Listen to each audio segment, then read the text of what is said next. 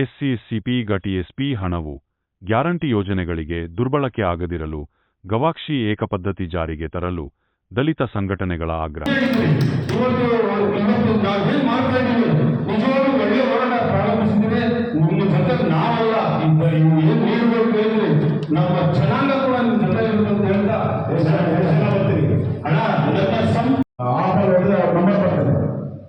Number ಬೇಕಿದ್ರೆ ಈಗಲೂ ಕೂಡ ಅನೌನ್ಸ್ ಮಾಡ್ತೀವಿ. ಅವ್ರ ನಂಬರನ್ನು ದಯಮಾಡಿ ಅವ್ರಿಗೆ ಇವತ್ತು ನಾಳೆ ಅವರು ಕಳಿಸಿದ್ರೆ 25ನೇ ತಾರೀಕಿನ ನಮ್ಮ ಮನವಿ ಪತ್ರ ಬಹಳ ಸಮಗ್ರವಾಗಿರ್ತದೆ.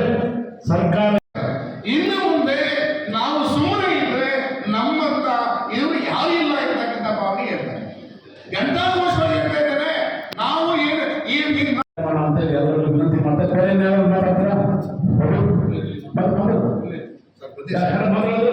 ನಮಸ್ತೆ ಸರ್, ನಿಮ್ಮ ಪರಿಚಯ ಮಾಡಿ. ಎಲ್ರಿಗೂ ನಮಸ್ತೆ. ನನ್ನ ಹೆಸರು NG ಸೋಮಶೇಖರ್, ನಿವೃತ್ತ ಉಪನ್ಯಾಸಕರು, ಶ್ರೀ ವೀರಬ್ರಹ್ಮೇಂದ್ರ ಸ್ವಾಮಿ ವೃದ್ಧಾಶ್ರಮದ ಅಧ್ಯಕ್ಷರು. ನಾನು ಮಾತಾಡ್ತಾ ಇದ್ದೇನೆ. ಎಲ್ಲರಿಗೂ ನಮಸ್ಕಾರ, ನಮಸ್ತೆ. ಈ ದಿನ ದಲಿತ ಸಂಘಟನೆಗಳ ಒಕ್ಕೂಟದ ಅಧ್ಯಕ್ಷರು ಮತ್ತು ಅಖಿಲ ಭಾರತದ ದಲಿತ ಒಕ್ಕೂಟ ದಲಿತ ಸಂಘಟನೆಗಳ ಒಕ್ಕೂಟದ ರಾಜ್ಯ ಮಟ್ಟದ ಸುಮಾರು 20 ಸಂಘಟನೆಗಳ ರಾಜ್ಯ ಮುಖಂಡರು ಈ ಪತ್ರಿಕಾಗೋಷ್ಠಿಯನ್ನು ಉದ್ದೇಶಿಸಿ ಮಾತಾಡಿದ್ದೇವೆ. ವಿಶೇಷವಾಗಿ ಎನ್ ಮೂರ್ತಿ ದಲಿತ ಚಳವಳಿಯ ಆರಂಭದ ದಿನಗಳಿಂದಲೂ ಕೂಡ ಹೋರಾಟದಲ್ಲೇ ಮುಂದುವರಿಸಿಕೊಂಡು ಬಂದು ಇವತ್ತು ತಮ್ಮ ಚಳವಳಿಯ ಹಿರಿತನದ ಮಾತುಗಳನ್ನು ಇವತ್ತು ಹೇಳಿದ್ದಾರೆ. ಹಾಗೇನೆ ದಲಿತ ಕ್ರಿಯಾ ಸಮಿತಿಯ ಆರಂಭದಿಂದಲೂ ಜೊತೆಗಿರ್ತಕ್ಕಂಥ ನಮ್ಮ ಡಾಕ್ಟರ್ ಭೀಮರಾಜು ಹಾಗೇನೆ ಅನೇಕ ಮುಖಂಡರು ಇವತ್ತು ನಮ್ಮ ಈ ಪತ್ರಿಕಾಗೋಷ್ಠಿಯನ್ನು ಉದ್ದೇಶಿಸಿ ಮಾತಾಡಿದ್ದಾರೆ. ಬಹಳ ಗಂಭೀರವಾಗಿರ್ತಕ್ಕಂಥ ಹೋರಾಟ ಇದು. ರಾಜ್ಯ ಸರ್ಕಾರ ದಲಿತ ಜನಾಂಗಗಳನ್ನ ಆರ್ಥಿಕವಾಗಿ ಹೇಗೆ ತುಳಿತಾ ಇದೆ ಅನ್ನೋದಕ್ಕೆ ಈ ಹೋರಾಟದ ರೂಪುರೇಷೆಗಳು ಸಾಕ್ಷಿಯಾಗಿದ್ದೇವೆ ಅನ್ನೋದನ್ನೆಲ್ಲ ಹೇಳಕ್ ಇಷ್ಟಪಡ್ತಾ ಇದ್ದೀನಿ. 2013ರಲ್ಲಿ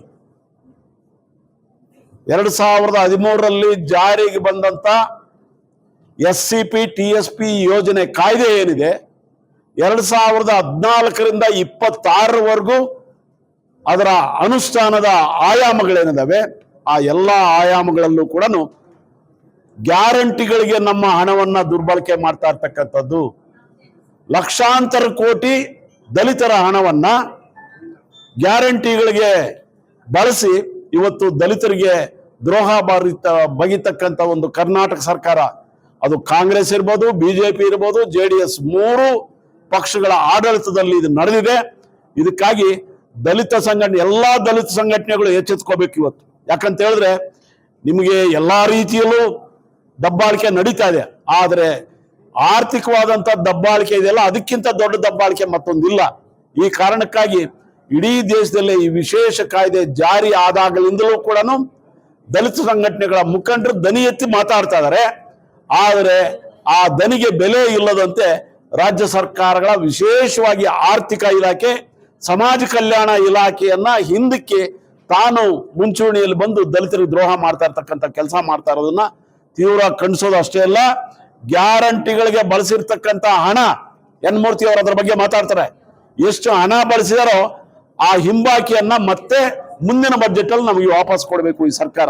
ಇಲ್ಲ ಅಂತ ಹೇಳಿದ್ರೆ ನಮ್ಮ ಹೋರಾಟದ ಸ್ವರೂಪ ಬಹುಶಃ ಕರ್ನಾಟಕ ರಾಜ್ಯದಲ್ಲಿರ್ತಕ್ಕಂಥ ಪಕ್ಷಾತೀತವಾಗಿ ಎಲ್ಲಾ ಶಾಸಕರನ್ನ ಕಾಡ್ತಕ್ಕಂಥ ಒಂದು ಹೋರಾಟಕ್ಕೆ ನಾವು ಸಿದ್ಧರಾಗಬೇಕಾಗತ್ತೆ ಅನ್ನೋ ಮಾತನ್ನ ಈ ಸಂದರ್ಭದಲ್ಲಿ ಹೇಳ್ತಾ ಇದ್ದೀನಿ. ಡಾಕ್ಟರ್ ವೆಂಕಟಸ್ವಾಮಿ, ದಲಿತ ಸಂಘಟನೆಗಳ ಒಕ್ಕೂಟ ಅಧ್ಯಕ್ಷ. ಇದೇ 25ನೇ ತಾರೀಕು ದಲಿತ ಸಂಘಟನೆಗಳ ಒಕ್ಕೂಟದಿಂದ ಫ್ರೀಡಂ ಪಾರ್ಕ್ನಲ್ಲಿ ಬೃಹತ್ ಪ್ರತಿಭಟನಾ ಸತ್ಯಾಗ್ರಹವನ್ನ ಮಾಡ್ತಾ ಇದ್ದೀವಿ. ಈ ಒಂದು ಸತ್ಯಾಗ್ರಹದಲ್ಲಿ 50ಕ್ಕೂ ಹೆಚ್ಚು ದಲಿತ ಸಂಘಟನೆಗಳ ಪ್ರತಿನಿಧಿಗಳು ಮತ್ತು ಜನರು ಭಾಗವಹಿಸ್ತಾರೆ. ಏನು ರಾಜ್ಯದಲ್ಲಿ ಏಕಗವಾಕ್ಷಿ ಯೋಜನೆಯನ್ನ ಜಾರಿ ಮಾಡಬೇಕು, SC SP TSP ಹಣ, ಪರಿಶಿಷ್ಟ ಜಾತಿಯವರ ಅಭಿವೃದ್ಧಿಗೆ ಕೊಟ್ಟಂತ ಹಣ 37 ಇಲಾಖೆಗಳಿಗೆ ಹಂಚಿಕೆ ಮಾಡ್ತಾ ಇದ್ದಾರೆ. ಜಿಲ್ಲಾ ಪಂಚಾಯತ್ಗೆ, ತಾಲೂಕ್ ಪಂಚಾಯತ್ಗೆಲ್ಲ ಹಣ ಹೋಗ್ತಾ ಇದೆ. ಎಲ್ಲಾ ಕಡೆನೂ ಕೂಡ ದುರುಪಯೋಗ ಆಗಿದೆ. ಅಂದ್ರೆ ಕಾಯ್ದೆ ಬಂದು SC SP TSP ಕಾಯ್ದೆ 2013-14ರಲ್ಲಿ ಜಾರಿಗೆ ಬಂತು. ಇವತ್ತಿನವರೆಗೆ 2025-26 ಹೊತ್ತಿಗೆ ಅಲೋಕೇಶನ್ ಮಾಡಿದಂತಹ ಹಣ, ರಾಜ್ಯ ಸರ್ಕಾರ ನಿಗದಿ ಮಾಡಿದಂತಹ ಹಣ 12 ವರ್ಷದಲ್ಲಿ ಸರಿಸುಮಾರು 12,95,575 ಲಕ್ಷ ಕೋಟಿ. ಅದರಲ್ಲಿ ದುರುಪಯೋಗ ಮಾಡಿದಂಥ ಹಣ 2,45,000 ಸುಮಾರು 500 ಕೋಟಿ, ಅಂದ್ರೆ ಸುಮಾರು 3 ಲಕ್ಷ ಕೋಟಿ ಪರಿಶಿಷ್ಟ ಜಾತಿಯ ಅಭಿವೃದ್ಧಿ ಹಣವನ್ನ ದುರುಪಯೋಗ ಮಾಡ್ಕೊಂಡಿದ್ದಾರೆ. ಸರಿಸುಮಾರು 13 ಲಕ್ಷ ಕೋಟಿ ಅಲೋಕೇಶನ್ ನಿಗದಿ ಮಾಡಿದಂತ ಹಣ. ಅಂದ್ರೆ ಪರಿಶಿಷ್ಟ ಜಾತಿಯವರ ಹಣವನ್ನ 5 ಗ್ಯಾರಂಟಿಗಳಿಗೆ ಉಪಯೋಗ ಮಾಡಿದ್ದಾರೆ. ರಸ್ತೆಗಳಿಗೆ, ಮೇಲ್ಸೇತುವೆಗಳಿಗೆ, ಡ್ಯಾಮ್ಗಳಿಗೆ ಉಪಯೋಗವನ್ನ ಮಾಡಿದ್ದಾರೆ. ಸಿದ್ದರಾಮಯ್ಯನವರು ಸರಿಸುಮಾರು 25,500 ಕೋಟಿ ಹಣವನ್ನ ತಮ್ಮ ಆಡಳಿತ ಅವಧಿಯಲ್ಲಿ 5 ಗ್ಯಾರಂಟಿಗಳಿಗೆ ಹಣವನ್ನ ಹಾಕಿ ಬಹಳ ಮೋಸ ಮಾಡಿದ್ದಾರೆ. ಆದ್ದರಿಂದ ನಾವು ಒತ್ತಾಯ ಮಾಡೋದಿಲ್ಲಿ, ನೀವು 37 ಇಲಾಖೆಗಳಿಗೆ ಏನು ಹಣವನ್ನು ಹಂಚಿಕೆ ಮಾಡಿ ಅಲ್ಲಿ ಎಲ್ಲಾ ಇಲಾಖೆಯಲ್ಲೂ ದುರುಪಯೋಗ ಆಗ್ತಾ ಇದೆ. ಪರಿಶಿಷ್ಟ ಜಾತಿಯವರಿಗೆ ಆರೋಗ್ಯ ಇಲಾಖೆನಲ್ಲಿ ಯಾವುದೇ ಮೀಸಲಾತಿ ಇಲ್ಲ. ಅಲ್ಲಿ ಆರೋಗ್ಯ ಇಲಾಖೆಗೆ ನೀವು ಹಣ ಕಳಿಸ್ತೀರಿ, ಅಲ್ಲಿ ಏನು ಉಪಯೋಗ? ಅಲ್ಲಿ ಯಾರು SC STಗೆ ಎಲ್ಲಿ ಉಪಯೋಗ ಆಗಿದೆ? ಈ ತರದ ಒಂದು ಹಣ ದುರುಪಯೋಗ ಆಗೋಂಥದ್ದನ್ನು ನಿಲ್ಲಿಸೋದಕ್ಕೆ ಪ್ರತ್ಯೇಕ ನಿರ್ದೇಶನಾಲಯವನ್ನ ಮಹಾರಾಷ್ಟ್ರದ ಮಾದರಿಯಲ್ಲಿ ಮಾಡಬೇಕು ಅಂತ ಆಗ್ರಹವನ್ನ ಈ ಸಂದರ್ಭದಲ್ಲಿ ಮಾಡ್ತಾ ಇದ್ದೇವೆ. ನಾವು ದಲಿತ ಸಂಘಟನೆಗಳಿಂದ ಕುಮಾರಸ್ವಾಮಿ ಅವರು ಮುಖ್ಯಮಂತ್ರಿ ಆಗಿದ್ದಾಗ, ಯಡಿಯೂರಪ್ಪನವರು ಉಪಮುಖ್ಯಮಂತ್ರಿ ಆಗಿದ್ದಾಗ ದಲಿತ ಸಂಘಟನೆಗಳಿಂದ 15 ಜನ ಮಹಾರಾಷ್ಟ್ರ ಮಧ್ಯಪ್ರದೇಶಕ್ಕೆ ಕಳಿಸ್ಕೊಟ್ಟಿದ್ರು. ವೆಂಕಟಸ್ವಾಮಿ ಸರ್, ನಾವು ಎಲ್ಲಾನು ಕೂಡ ಆಯೋಗದಲ್ಲಿ ಇದ್ವಿ. ಆ ಒಂದು ನಿಯೋಗದಲ್ಲಿ ನಾವೆಲ್ಲ ಅಧ್ಯಯನ ಮಾಡ್ಕೊಂಬಂದು ಸರ್ಕಾರಕ್ಕೆ ವರದಿಯನ್ನ ಕೊಟ್ವಿ. ಏನ್ ಮಹಾರಾಷ್ಟ್ರದಲ್ಲಿ ಮಧ್ಯಪ್ರದೇಶ ಸರ್ಕಾರ ಏನು ಪರಿಶಿಷ್ಟ ಜಾತಿಯವರಿಗೆ ಯಾವ ರೀತಿ ನೆರವು ಕೊಡ್ತಾ ಇದೆ ಅಂತ ಅದನ್ನ ಜಾರಿ ಮಾಡಲೇ ಇಲ್ಲ ಅವರು. ಅಲ್ಲಿ ಸಿಂಗಲ್ ವಿಂಡೋ ಸಿಸ್ಟಮ್ ಇದೆ. ಅದನ್ನ ಪ್ರತ್ಯೇಕ ನಿರ್ದೇಶನಾಲಯವನ್ನ ಮಾಡಿ ಈ ಪರಿಶಿಷ್ಟ ಜಾತಿಯವರನ್ನು ಸಮರ್ಪಕವಾಗಿ ಅವರ ಅಭಿವೃದ್ಧಿಗೆ ಬಳಸಬೇಕು ಅಂತ ಈ ಮೂಲಕ ಆಗ್ರಹವನ್ನ ಮಾಡ್ತಾ ಇದ್ದೇವೆ. ಜೊತೆಗೆ SC ST ನಲ್ಲಿ 53 ಜನ ಶಾಸಕರಿದ್ದಾರೆ. 53 ಜನ ಶಾಸಕರು ಪರಿಶಿಷ್ಟ ಜಾತಿಯವರ ದೌರ್ಜನ್ಯಕ್ಕೆ, ಕೊಲೆಗೆ, ಮಹಿಳೆಯರ ಅತ್ಯಾಚಾರಕ್ಕೆ ಅಥವಾ SC ST ಹಣ ದುರುಪಯೋಗದ ಬಗ್ಗೆ ಇದುವರೆಗೂ ಚಕಾರ ಎತ್ತಿಲ್ಲ. ಕೂಡಲೇ ನೀವು ಭ್ರಷ್ಟಾಚಾರದಲ್ಲಿ ಭಾಗಿಯಾಗಿದ್ದೀರಾ ಅನ್ನೋ ಒಂದು ಯಕ್ಷ ಪ್ರಶ್ನೆ ಇಲ್ಲಿ ಉದ್ಭವ ಆಗ್ತಾ ಇದೆ. ನಾವು ಸರ್ಕಾರದಲ್ಲಿ ಮನವಿ ಮಾಡೋದೇನಂದ್ರೆ, ಈಗ ಕಾಯ್ದೆ ಬಂದ ಮೇಲೆ SC ST TSP ಕಾಯ್ದೆ ಬಂದ ಮೇಲೆ ಎಷ್ಟು ಹಣ ಉಪಯೋಗ ಆಗಿದೆ ಅನ್ನೋದನ್ನು ಮೌಲ್ಯಮಾಪನ ಮಾಡಿ, ಎಷ್ಟು ಬಡತನ ರೇಖೆಯಿಂದ ಹೊರಗಡೆ ಬಂದಿದ್ದಾರೆ ಅನ್ನೋದನ್ನ ಜನದ ಮುಂದೆ ಶ್ವೇತಪತ್ರ ಹೊರಡಿಸಿ ಅಂತೇಳಿ DK ಶಿವಕುಮಾರ್ ಅವರ ಸರ್ಕಾರದಲ್ಲಿ ನಾವು ಮನವಿ ಮಾಡ್ತಾ ಇದ್ದೇವೆ. ಮತ್ತೆ ಪರಿಶಿಷ್ಟ ಜಾತಿಯ ಹಣವನ್ನ ಯಾವುದೇ ಕಾರಣಕ್ಕೂ ಬೇರೆ ಅನ್ಯ ಯೋಜನೆಗೆ ಬಳಸಬಾರದು ಅಂತೇಳಿ ಒತ್ತಾಯ ಮಾಡ್ತಾ ಇದ್ದೀವಿ. ನೀವು ಅದು ಬಳಸಿದ್ರೆ ಜೈಲಿಗೆ ಹಾಕ್ಬೇಕು ಅಂತ ಕಾಯ್ದೆ ಹೇಳ್ತಾ ಇದೆ. ಅಂದ್ರೆ 3 ಸರ್ಕಾರಗಳು, ಜನತಾದಳ, BJP, ಕಾಂಗ್ರೆಸ್ 3 ಜನರು ಕೂಡ ದುರುಪಯೋಗ ಮಾಡ್ಕೊಂಡಿದ್ದಾರೆ.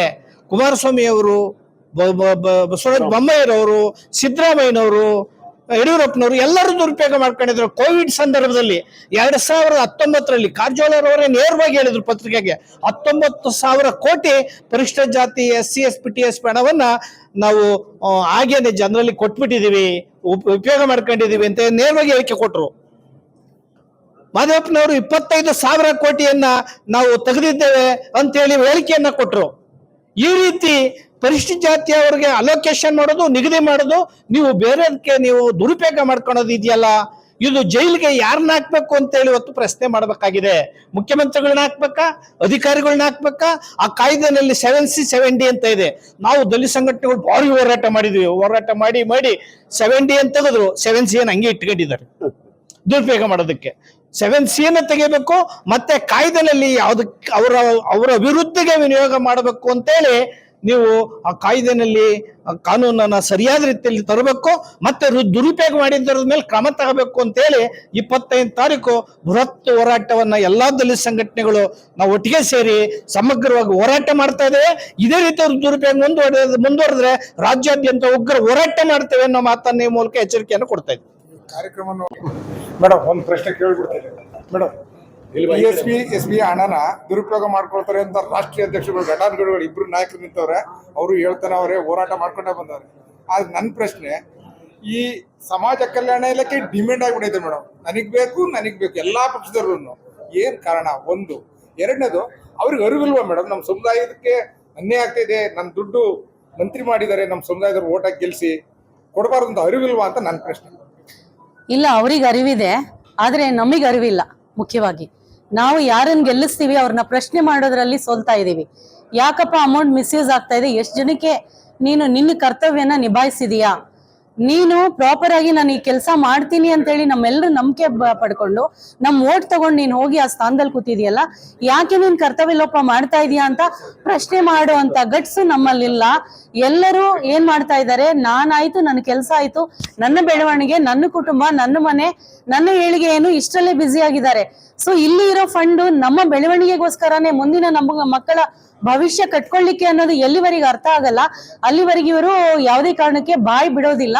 ಸೊ ಇಲ್ಲಿ ಡಿಮ್ಯಾಂಡ್ ಇದ್ದೇ ಇರುತ್ತೆ. ಯಾಕಂದ್ರೆ 42,000 ಕೋಟಿ ವರ್ಷಕ್ಕೆ 44,000 ಕೋಟಿ ದೊಡ್ಡ ಮಟ್ಟದ ಅಮೌಂಟ್. ಯಾರೋ ಒಂದಷ್ಟು ಲೀಡರ್ಗಳು ಪ್ರಶ್ನೆ ಮಾಡ್ತಾರೆ.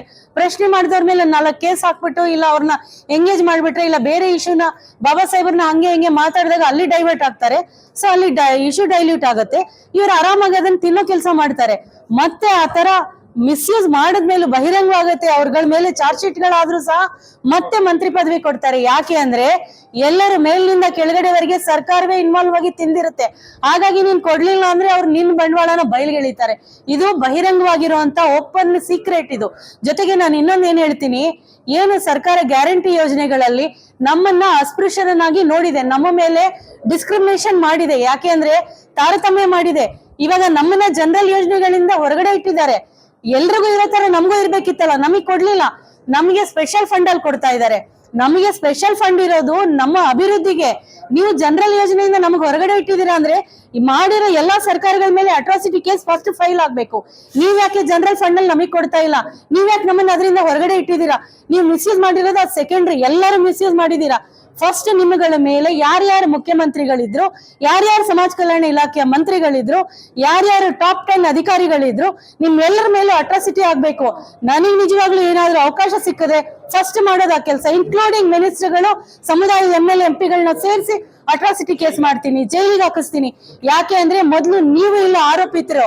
ಹಾಗಾಗಿ ನೀವು ನಮ್ಮ ಮೇಲೆ ಅಟ್ರಾಸಿಟಿ ಮಾಡಿದೀರಾ, ಅದನ್ನ ಜಗಜ್ಜಾಹೀರಾಗಿ ಘಂಟಾಘೋಷವಾಗಿ ನಾನು ಹೇಳ್ತೀನಿ. ಇನ್ನು ಮುಂದೆ ಇದೆಲ್ಲ ನಡೆಯೋದಿಲ್ಲ. ಯಾರು ಹೋರಾಟ ಮಾಡ್ತಾರೆ ಇವಾಗ 100 ಕೋಟಿ 200 ಕೋಟಿ ಎಲ್ಲ ಮಿಸ್ಯೂಸ್ ಆಗುತ್ತೆ. ಪ್ರಶ್ನೆ ಮಾಡಿದ್ರೆ ನನ್ನ ಮೇಲೆ 4 ಕೇಸ್ ಹಾಕಿದ್ರು. ಇನ್ನೊಂದೇನ್ ಹೇಳ್ತೀನಿ, ಯಾಕೆ ಇದು ಹಿಂಗೆ ಮಿಸ್ಯೂಸ್ ಆಗ್ತಾ ಇದೆ ಅಂದ್ರೆ ಸರಿಯಾಗಿ ಅವ್ರಿಗೆ ಪನಿಷ್ಮೆಂಟ್ ಆಗ್ತಾ ಇಲ್ಲ, ಕನ್ವಿಕ್ಷನ್ ಇಲ್ಲವೇ ಇಲ್ಲ. ಅಧಿಕಾರಿಗಳು ತಪ್ಪು ಮಾಡಿರ್ತಾರೆ, ಅವ್ರ ಮೇಲೆ FIR ಮಾಡಿದ್ರೆ 6 ತಿಂಗಳಾಗಿದೆ, ಇದುವರೆಗೂ ಒಂದು ಕನ್ವಿಕ್ಷನ್ ಆಗಿಲ್ಲ, ಒಂದು ಕೇಸ್ ಆಗಿಲ್ಲ. ಯಾಕೆ ಅಂದ್ರೆ ಅದೇ ಯಾರು ತಿಂದಿರ್ತಾರೆ, ಎಲ್ಲಿ ಸರ್ಕಾರದಲ್ಲಿ ಅನ್ಯಾಯ ಆಗಿರುತ್ತೆ ಅದೇ ಸರ್ಕಾರದವರಿಂದ ಪರ್ಮಿಷನ್ ತಗೊಳ್ಬೇಕು. ಪರ್ಮಿಷನ್ ಕೊಡಲ್ಲ ಸರ್ಕಾರ. ಹಂಗಾಗಿ ಅದು ಪಾಠನೇ ಕಲಿಯಲ್ಲ, ದುಡ್ಡು ಮಿಸ್ಯೂಸ್ ಆಗ್ತಾನೆ ಇರುತ್ತೆ. ನಾವು ಹೋರಾಟ ಮಾಡ್ತಾನೆ ಇರ್ತೀನಿ. ಹಾಗಾಗಿ ನಾನು ದಲಿತ ಸಂಘಟನೆ ಒಕ್ಕೂಟದ ನಮ್ಮ ಹಿರಿಯಣ್ಣ, ವೆಂಕಟಸ್ವಾಮಣ್ಣ, ಮೂರ್ತಿ ಅಣ್ಣ ಎಲ್ರಿಗೂ ನಾನು ರಿಕ್ವೆಸ್ಟ್ ಮಾಡೋದೇನಂದ್ರೆ, ಈ ಹೋರಾಟ ಒಂದು ತಾರ್ಕಿಕ ಅಂತ್ಯ ಮುಟ್ಲೇಬೇಕು. ಇದನ್ನ ನಾವು ಯಾವುದೇ ಕಾರಣಕ್ಕೂ ಯಾವುದೇ ವಿಚಾರ ಡೈವರ್ಟ್ ಆಗೋದ್ ಬೇಡ. ಯಾರೇ SCP TSP ಫಂಡ್ ವಿಚಾರವಾಗಿ ಧ್ವನಿ ಎತ್ತಿದ್ರೆ ಖಂಡಿತ ಭೀಮಾಪುತ್ರಿ ಬ್ರಿಗೇಡ್ ಅಲ್ಲಿ ಇರುತ್ತೆ. ಯಾಕಂದ್ರೆ ಸಮಾಜಕ್ಕೆ ಒಂದು ಸಾಮಾಜಿಕ ಬದ್ಧತೆ ನಮ್ದು. ಯಾಕಂದ್ರೆ ನಮ್ಮ ಮಕ್ಕಳು ಏನ್ ನೋವು ತಿಂತಾ ಇದ್ದಾರೆ ನನಗೆ ಗೊತ್ತಿದೆ. ಪಕ್ಷಾತೀತವಾಗಿ ಸೈದ್ಧಾಂತಿಕ ಎಲ್ಲ ಸೈಡಿಗಿಟ್ಟು ಇದು ನಮ್ಮ ಹೋರಾಟ, ಇದು ನಮ್ಮ ಹಕ್ಕಿಗೋಸ್ಕರ ನಡೀತಾ ಇರುವಂತ ಒಂದು ಹೋರಾಟ. ಹಾಗಾಗಿ ಸದಾ ನಾವು ನಮ್ಮ ಶಕ್ತಿ ಮೀರಿ ಅಲ್ಲಿ ನಾವು ನಮ್ಮ ಇದನ್ನ ನಾವು ತೊಡಗಿಸ್ಕೊಂಡು ಆ ಹೋರಾಟದಲ್ಲಿ ಭಾಗವಹಿಸ್ತೀವಿ ಅಂತ ಹೇಳ್ತೀನಿ. ಜೈ ಭೀಮ್, ಜೈ ವಾಲ್ಮೀಕಿ.